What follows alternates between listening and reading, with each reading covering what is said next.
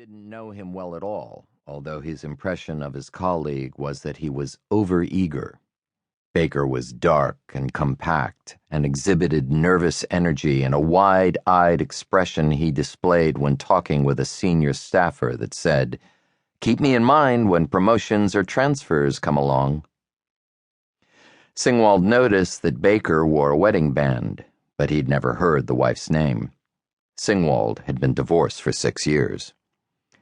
All he knew about Baker was, like thousands of others across the country, he was new to the agency and he was gung-ho to get into some kind of action. Baker was an EPA special agent, grade 12, one of 350 plus and growing. He pulled in $93,539 a year in salary plus benefits and hoped to move up to grade 15, where Singwald resided. Singwald made $154,615 per year, plus benefits. As they cleared Metro Denver into Broomfield, Singwald reached up with his left hand and loosened the knot on his tie and then pulled it free and stuffed it into his jacket pocket. When Baker saw him do it, he reached up and did the same. "Ties stand out where we're going," Singwald said. "What do they wear? Clip-ons? String ties?" "They don't wear ties," Singwald said. "They wear jeans with belts that say Hoss." Baker laughed. Then, "Who is this guy we have to pick up in Cheyenne?" "Somebody with the U.S. Corps of Engineers," Singwald said, shrugging. "I don't know him." "Why is he coming along?" "I don't know," Singwald said. "I don't ask." "The secret to a long career?" Baker said. "You got it." "Are there other secrets?" Baker asked, grinning a schoolboy grin. "Yes," Singwald said, and said no more. The agents drove another hour north and crossed the border into Wyoming. Instantly, the car was buffeted by gusts of wind.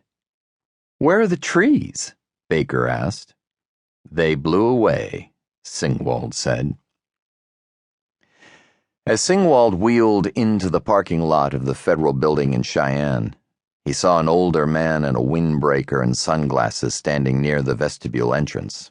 The man was conspicuously checking his watch and glancing toward them as they found an empty spot. "Gotta be him," Singwald said. "What was his name again?"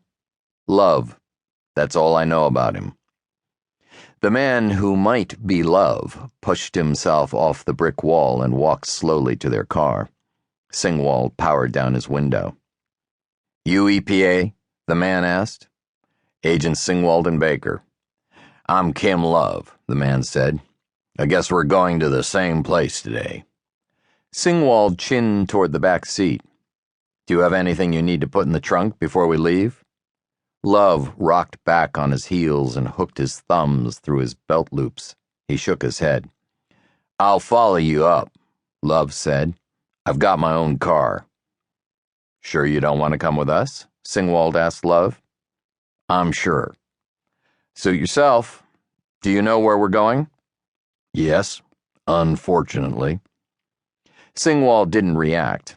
Instead, he reached inside his jacket pocket and handed Love an official EPA business card.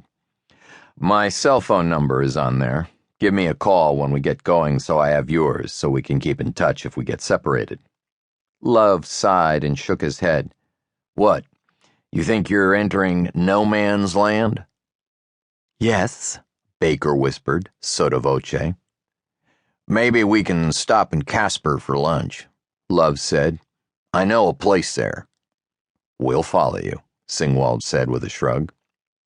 When Love walked away to climb into his own sedan with U.S. government plates, Baker said to Singwald, "What's his problem?" Singwald shrugged. "Don't know and don't care," he said. "He's just another working stiff like us."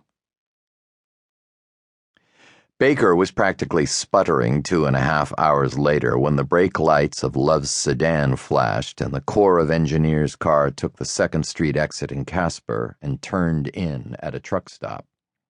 "He's yanking our chain," Baker